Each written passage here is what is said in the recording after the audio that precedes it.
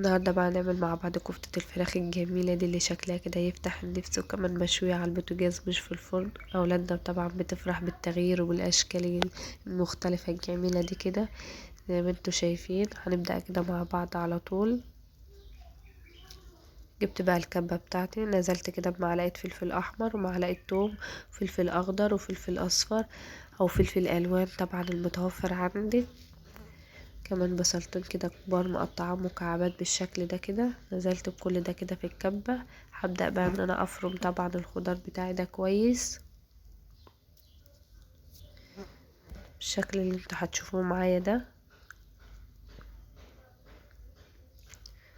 طبعا بعد ما فرمته بالشكل ده كده هبدأ بقى طبعا ان انا اصفي الخضار ده كويس. ليه بصفيه؟ عشان خاطر المية اللي بتنزل من الخضار ما تخليش اللي بتخليش الكفتة يعني تفك معايا بالشكل اللي انتوا شايفينه ده. وهقول لكم بقى بعد طبعا المية اللي نزلت دي هنعمل بها ايه. طبعا بعد ما خلصت بقى كده بدأت ان انا هفرم الفراخ بتاعتي. طبعا الفراخ انا غسلاها ومصفيها كويس. طبعا انا معايا صدر فرخة، عاوزة بقى تكتر الكمية تقلليها فدي حاجة بترجعلك، انا بديكي بس فكرة مش اكتر. طبعا هفرم بقى الفراخ بتاعتي كويس بالشكل اللي انتوا شايفينه ده كده، وهنزل طبعا بالفراخ على الخضار بتاعي اللي هو البصل والفلفل طبعا الالوان، طبعا كزبرة خضراء، كل ده كده مع بعضه. وتبدأي بقى ان انت تقلبيها كده كويس الفراخ طبعا مع الخضار كده بالشكل اللي انتوا شايفينه ده. وهنزل بقى بالتوابل بتاعتي. التوابل عبارة عن معلقة فلفل اسود، طبعا بهارات فراخ، جنزبيل، مكعب مرق. كل ده الجنزبيل طبعا يا جماعة جميل جدا في الجميل طبعا في التتبيلات، وكمان بيمنع الزفارة جميل جدا. طبعا مكعب مرق كده فراخ بمناسبة ان هي دي كفتة فراخ يعني، فحطيت لها مكعب طبعا. بقلب ده كله كده كويس.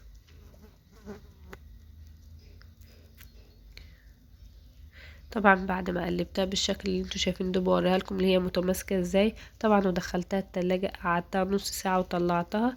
بدأت بقى ان انا اصبعها بالشكل اللي انتوا شايفينه ده. طبعا المية اللي نزلت من الخضار اللي انا قلت لكم عليها حطيت عليها بقى معلقه زيت ومعلقه فلفل اسود، وبدأت ان انا اصبع بيها الكفته بالشكل اللي انتوا شايفينه ده كده.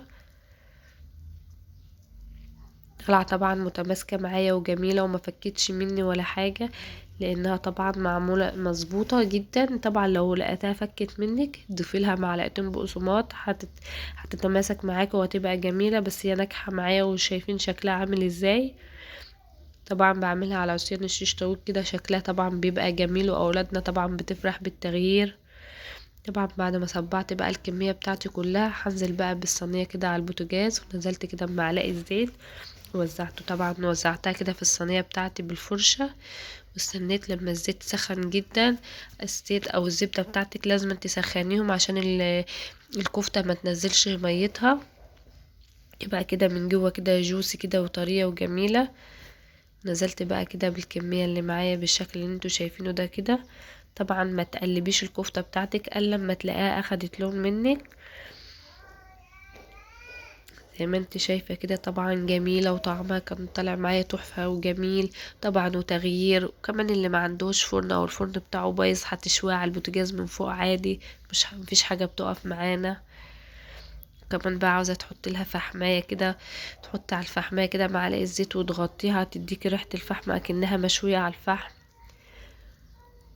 شايفين شكلها جميل جدا. طعمها طبعا كان اجمل، وزي ما انتوا شايفين كده ناجحة معايا الحمد لله وما فكتش ولا حاجة. وهقدمها بقى جنب مكرونة جنب رز جنب عيش طبعا اللي يعجبكم. بعتذر طبعا على صوتي عشان عندي برد. طبعا قدمتها بالشكل اللي انتوا شايفينه ده كده. طبعا لو وصلتوا معايا لحد هنا بقى ما تنسوش تدعموني في القناة واللايك والشير عشان يوصل لكم كل جديد.